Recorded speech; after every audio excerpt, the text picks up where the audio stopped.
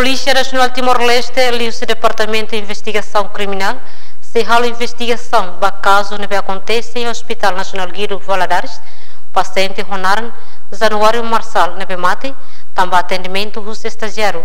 Vamos caso ida se geram ida mate e a em eletricidade. A equipa preparada tu ba fatin konsumensi. Bagira a indicação crime apresenta para o Ministério Público, o Libéria responde a tribunal. Ne bayi ida caso hospital ou polícia civil.